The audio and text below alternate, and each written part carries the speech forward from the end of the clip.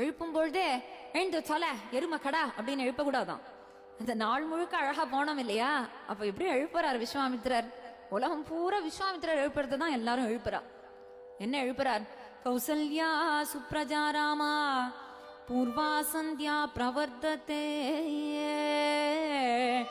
உத்திஷ்ட நரசார்தூலா Kartavyam தெய்வமானிக்கும் கோவையா mummy